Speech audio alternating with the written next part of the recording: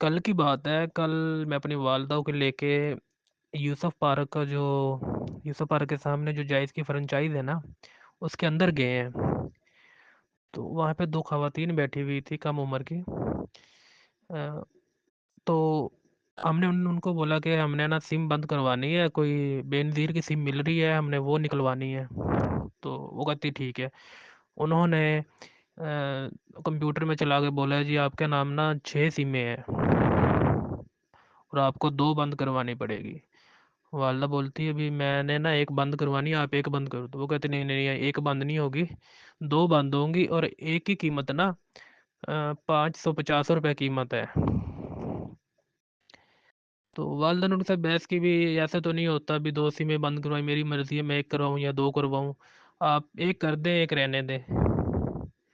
तो वो कहने लगे नहीं नहीं एक तो बंद ही नहीं होगी, आप कहीं से भी करवा लें, ऐसा होता नहीं है। तो उसके बाद एक अम्मा हमारे सामने आई, बहुत बुजुर्ग थी और देहात की कोई पीछे कोई सराइकी थी, बहुत बुजुर्ग और गरीब घर की लग रही थी। उन्होंने बोला जी आप मेरी मैंने सिम बंद करवानी। वो उस अम्मा को बोलती है आपके नाम ना 6 सिमें हैं और आपको 3 बंद करवानी पड़ेंगे, तब जाके आपकी बेनजीर वाली सिम निकलेगी। तो आपके 1600 या 1650 उसने कितने बोले, इतने लगेंगे आपके। तो अम्मा बोलती मेरे पास बेटा इतने पैसे नहीं है, आप ऐसा करें 1500 रुपये ले लो और मेरी सिम बंद कर दें। वो दोनों एक दूसरे के मुंह की तरफ देख के थोड़ी देर के बाद बोलते हैं चलो हम कर देते हैं, लेकिन ऐसा होता नहीं है। अच्छा, इसी तरह मतलब औरतों से वो पैसे बटोर रहे थे। हालांकि 6 सिमें तो नाम नहीं होती ना, 5 सिमें नाम होती हैं और अपनी मर्जी से सिम बंदा बंद करवा सकता है।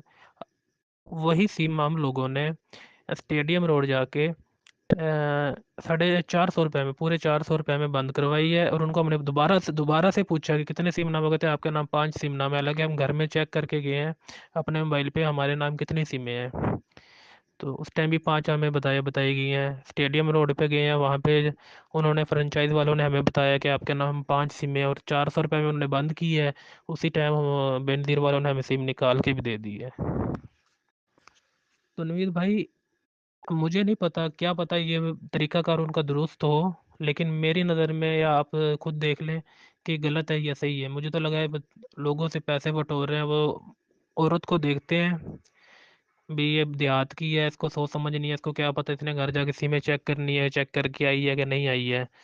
तो इस तरह से शायद वो पैसे बटोर रहे हैं। आप मज़ीद इस पर रिसर्च करके तो शिकायत दर्ज करें, किसी गरीब का भला हो जाए। या कितनी बड़ी शिकायत है, कितने पैसे बटोर रहे होंगे वो लोग, कितने लोगों को लूट रहे हैं बैठे हुए। अगर ये बात सच हो तो मैं ये नहीं कह रहा कि गलत है, मैं ये कह रहा हूँ आप इस पे रिसर्च कर लें। तो अगर ऐसा है तो फिर तो इस पे एक्शन होना चाहिए।